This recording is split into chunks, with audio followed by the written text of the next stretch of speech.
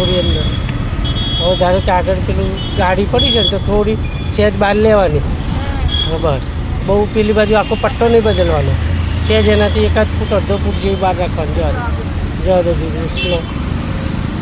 પછી આવું કોઈક નજીક હોય ને તો ક્લચ દબાવીને બ્રેક ઉપર આવી જવાનું. જવા દો દીકરી,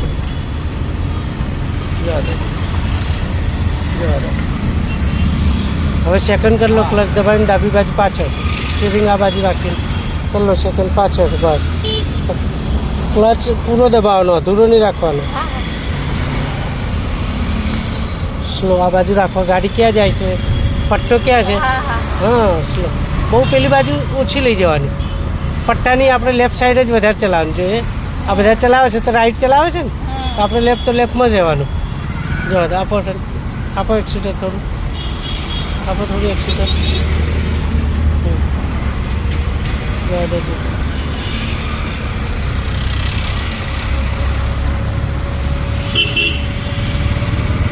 આ પટ્ટો દર્પણમાં દેખાવો છે તમને, એટલે એ પ્રમાણે અડધે ગાડી અંદર લેવાની. સ્લો ક્લચ દબાવી લો, થોડી થોડી બ્રેક કરો, બ્રેક કરો, થોડી થોડી કરો બ્રેક હજુ. હા બસ થોડી. હવે પહેલો કરી લો, ક્લચ દબાવી રાખો. ક્લચ કેમ છોડ્યો? ક્લચ દબાવી રાખો, ગેર બદલીને પછી. હા હવે બ્રેક ખોલી દો. હવે ક્લચ પાડો થોડો. બસ હવે થોડી આગળ જાઓ. હવે સિગ્નલ બી ખુલી ગઈ લગભગ. જવા દો, છોડી દીધો. કરો ચાલુ. બસ ઉપાડો ક્લચ, ઉપાડો ક્લચ. જવા દો, જવા દો, જવા દો, જવા દો, જવા દો. ધીરે ધીરે જવા દો, જવા દો. થોડી લેફ્ટ રાખજો. એક્સિટર છોડ દો. આપો થોડું એક્સિટર. જવા દો દીદી.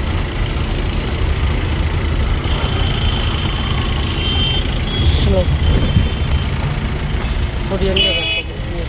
જવા દો, બહુ નીચે નહીં લાવી દેવાનું. ધીમે ધીમે ક્લચ દબાવી લો. થોડો સેટ દબાવી રાખવાનું. બહુ સ્લો થઈ જાય ને તો થોડો નોર્મલ ક્લચ દબાવી રાખવાનું, એટલે શું ગાડી બંધ થવાનો ચાન્સ ના રહે. જવા દો. આપો થોડું એક્સિડન્ટ. થોડી રાઈટ. આ ગાડીથી થોડી રાઈટ.